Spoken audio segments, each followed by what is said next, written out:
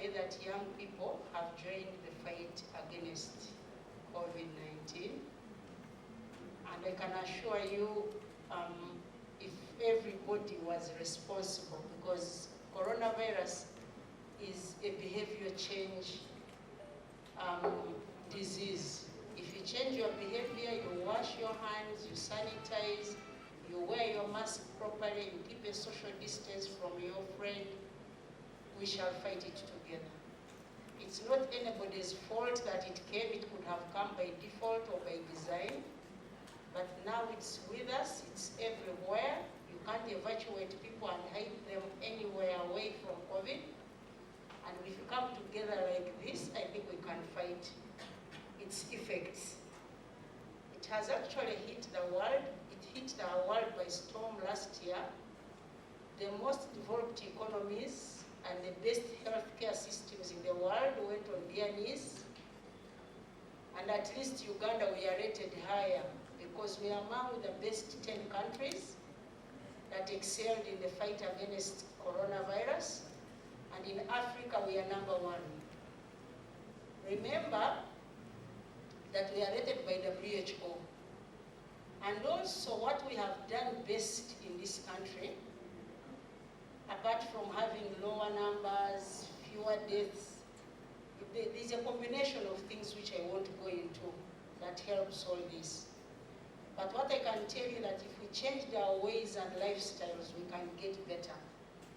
Now that we have even got newer technology of sanitizing, you just carry your small wipe in the pocket, just a pocket of tissues, and then you'll be removing and wiping your hands and cleaning the surfaces wherever you go. And I want to urge Ugandans to take this very seriously. We can have on tops of our desks some of these ones which are packed in boxes. We can have others which are pocket friendly. Just put it in the pocket and walk away. And if we use all this and be serious, COVID will be kicked out of this country very soon. I want to thank the young people because you have really gone through too much and I feel the pain. Imagine you had your business in the entertainment sector and now it's shut down all of a sudden. I mean, that's your livelihood, closed completely. You have got a family, you have got people you look after, you've got to look after yourself, and now you have no source of income. Life can really stop. But I thank God you have come out also to fight so that together once we wipe out Corona, then we can be able to open the economy and everybody gets back to their feet. One of the things I know as the minister in charge of primary health care is that most of these diseases, we can fight them if we are determined. Now that we have got the vaccine, we have enough vaccine for nearly the most vulnerable people. Actually, all of them, the 4.8 million people. By the end of the year, we shall have 12 million vaccine doses in the country. Out of these, we have 2 million, which is Johnson & Johnson. It is for one person. So out of the 12 million, we can be able to vaccinate about 7 million people. 7 million, we shall even have gone beyond our target of 4.8 million. By January, every sector of the economy will be open. You see why they closed most of these functions is that if I'm performing here and I've called people, there is no way you can control your audience. It's not possible. Because even when I came in, I saw some of you wearing your masks from down your chin. Others who had actually put them in the pockets until we announced that everybody should wear their masks. That's when you picked them up. So it's really a complicated thing. No one likes a mask. I'm always dreading getting back home to take it off. Because I'm always in public functions and I wear it the whole day. So the whole day I'm praying, when will I reach home and take off this mask? So let us persevere within these 3 months. Everything will be open. Schools are opening. Some of you, I guess, are in high institutions of learning and you want to go back to school. So in just 1 month, you'll be back at school. But what I want to tell you is that we have opened 89 centers in Kampala alone, vaccination centers. And I imagine you are all above 18. So you are eligible to walk to any of our 89 centers and get vaccinated. If you have had COVID maybe in the last 2-3 weeks, you may wait, but you can also get vaccinated because your immunity has been tested. For the next 6 months, you may not get to sick again, but you can contract COVID again. So, vaccination only helps you from falling too sick and dying. Kindly get to these centers, get vaccinated, because I see most of you are working with others, like press people. Every day you're interacting with others, your colleagues, your work, so you really need to be vaccinated. I thank you, Mrs. Pauline Nahamia. I thank you so much for calling me for this function. And I want to launch now this product, Chiyamba Fena. I am so glad that it is even in Uganda. But when I tried to read where it's manufactured, I found it's not manufactured in Uganda. I think we are only packaging, which is good. I want to see this produced right here so that our young people can get jobs, which we are really hunting for high and low. Government is hunting for as many investors as it can be. The government has created an enabling environment, so the sky is not even the limit. If we can have all this produced here, young people get jobs in packaging, skilled and semi-skilled, and even not people without any skill. There are some things that they can do. Thank you so much, and may God bless you. Now I launch, let me launch it while standing. Chiyamba Fena, sanitizer, Chiyamba Fena. It's so interesting that most of the Ugandans now will get to understand what this product is about and how to use it. Thank you so much, and may God bless you. Oyagala omukolo gw'enjawulo gubeere n'ebijjukize mu nnyumba yo kankwanjulire ba KingMontage Photo Studio fe bakafulu mu kkuba ebifaananyi n'okukola video. Olina wedding, birthday party, kukyala, nika, baby shower, photoshoot oba music shoot na buli kimu kyonna ky'oyagala fe tusobola okuwa ebijjukize ebirungi eri ebirooto byo. Ate nno mwana wattu kusintiiza omuntu wa bulijjo. Tusangibwa Nankulabe ku Bitaala ku Prime Tower Level 3 Room D04. Okumanya ebisingawo tukubire ku namba zino: 0702 104 125 oba 0755 311 731 oba 0777 223 405. KingMontage Photo Studio fe tusobola okuwa ebijjukize ebirungi ate nno mwana wattu kusintiiza omuntu wa bulijjo. Kano ko tumale twesimuuza nnyo buli nga bwabuwoowo bwakweyagala naye kano ko kakwejjanjaba kutabuuka bakayita Chiyamba Fena. Bw'okakozesa eyo n'omulala kamuwe kamugulire n'omulala kamuweereze kubanga Chiyamba Fena okuba bulungi ne tuddamu okukola. Okay. President gye buvuddeko mu address yabadde ekintu kyateesaako kukubiriza abantu genda kwegemesa. Tubadde tusubira nti B2C sawa zino mwani badde mukubiriza abantu naye ate mwe muleese sanitizer mufo ky'okubiriza abantu. Tulowooza nti President wakubiriza abantu okwegema, government ng'ekubiriza abantu okwegema. Tosobola okubiriza abantu n'okwekuuma nga kubanga okwegema si kuwona. Yes. Kitegeera kwegoma si kuwona, tukyabeera tukyalina COVID, tukyasobola okuba nga tumwekuuma nga tusiimula tuli bayonjo naye nga ate tuli bageme. Kati ffe tukanye kugamba abantu nti mwe musiimule mubeere bayonjo.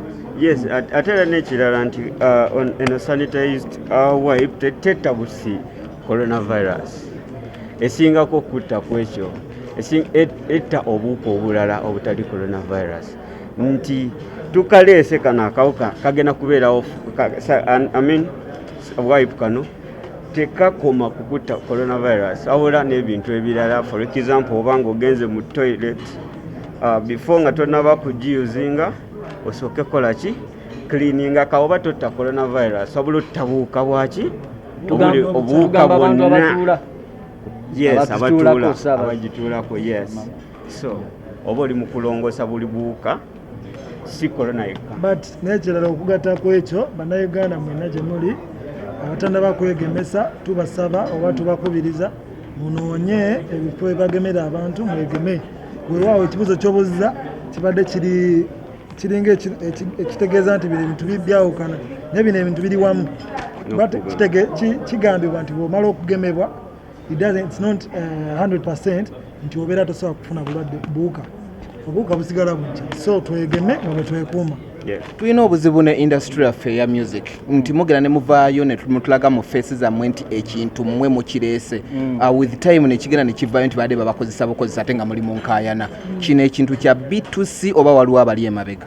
Ekintu kino kya B2C kya B2C tukolagana ne kampani nyingi business kwatagana ne ku TV bandi badde tebaleeta bakola bulango okitegedde business oyimirirawo so ffe tulina partnership ne company gye bayita Africa on Logistics nga eba distributinga sanitizers but the product is a B2C product yeah so bwekituba kiri capital wanaggwawo nga nakyo kiyitaawo capital tagenda kuggwawo lwaki oli mu profeti wa doom capital tagenda kuggwawo capital tasobola kuggwawo tuyimbidde emyaka 6 kati saawa zino tubadde tugezaako naffe okola ki okulaba nga tubeera obulungi ate bane tukiwagire nnyo lwaki waganye ekirungi kibeere kirungi omuntu wakola ekirungi kibeere appreciated tewabawo negative abayimbi byabasuula bwe ndeeta akantu kange negamba ne kali ku market ate oyagala kakuba kagwe ekitegeera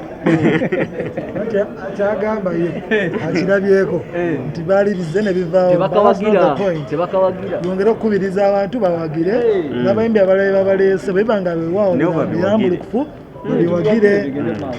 B2C ereese wipes kati wipes tuzikubiriza abantu bazireete bamiri bazikozesa. Nze nina ekibuuzo kino bw'obikula akantu kano kugakawo akavaamu musazeewo okusapootinga abantu nga bajeradi kiweebwa abanywa kenge bokka abasiraamu atubulye anti n'omusiraamu alwala korona bwe tunadda ku kyakawoowo ne tuva ku mulamwa gw'okutta akawuka abasiraamu bagenda kufa baggwewo kitegeera kati nze mbadde nteesa kana akantu bw'okakwata tokanywa tokamulamu birimu obe kanywe kasiimuze emikono gyo zitukule tugende mu maaso kozi ye new normal kati tunobe corona sanitizer yajja 2 years back ago n'omwenge gwennyini batugenda tugunaabe engalo kitegeera so obulamu buno tuba tubwetaaga tulina okubukuuma. Thank you. Akayimba kemukoze oba kemukubisiza akalango kano mwakagula n'omukulu David Lutalo niye tetumulaba yes mukulu David Lutalo mukwano gwaffe mu music ate era buli wetuba tugenda okukola n'omuntu oluyimba isokera ddala abeera muganda waffe mukwano gwaffe so twali tugenda okukola akayimba ako mu kalango kano aka wipes zino twasooka kwogera naye tetumala gakola bintu nga tetuteesezza na muntu so twasooka kwogera naye kino ekintu okugenda mu maaso. Congratulations. Mwebale kuyingira nyumba basebe. Mwebale kutusabira nete tunabayita. Mwebale kuyingira mwebale tusabira. Okay. Twa nyumba mwayingide nyumba abantu basatu enyumba emu. Ekintu kino seriously okugatta enyumba abantu basatu. Ola tuli wano fenna ku mistiro ate tuli wafenna. Ate fe okubera. Temwetaaga privacy nga mmwe. Ekizibu ekiriwo ennyumba gwe omanyi nnyumba naye tomanyi nnyumba etyetya eriwo ebeeri naye kati bwe tukuyise ojja kukiraba nti Julia alina ewabeera ne Bobby wabeera ne Mr. wabeera naye nga premises ezimu.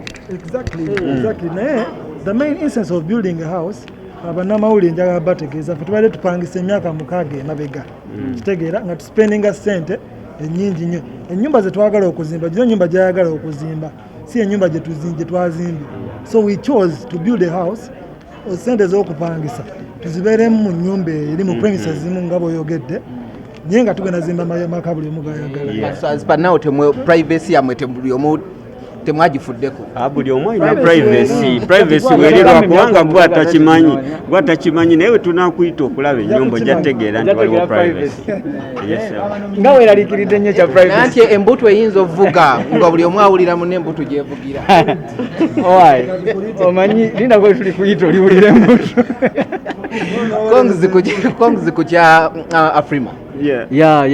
We thank you our fans mu Uganda bannaye mwebale nnyo kutuwagira nti tuba recognized internationally. Mukoze ky'amaanyi okugatta ku amidst COVID mukoze ky'amaanyi okugattako ku industry. We congratulate all artists that were nominated mu Afrima.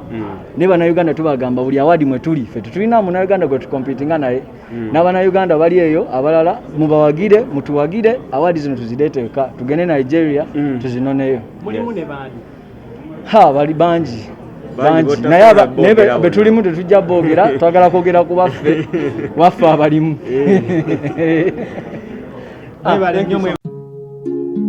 Oyagala omukolo gw'ogwenjawulo gubeere n'ebijjukize mu nnyumba yo? Kankwanjulire ba KingSmith Photo Studio. Ffe bakafuluma okukuba ebifaananyi n'okukola vidiyo. Olina wedding, birthday party, kukyala, nika, baby shower, photoshoot oba music shoot na buli kimu kyonna ky'oyagala. Ffe tusobola okuwa ebijjukize ebirungi eri ebirooto byo. Ate nno mwana wattu kusintiiza omuntu wa bulijjo. Tusange Bannankulabi ku Bitaala ku Prime Tower Level 3 Room D04. Okumanya ebisingawo tukubire ku nnamba zino: 07 2 1 4 1 oba 0755 311 731 oba 0777 2 3 KingSmith Photo Studio. Ffe tusobola okuwa ebijjukize ebirungi ate nno mwana wattu kusintiiza omuntu wa bulijjo.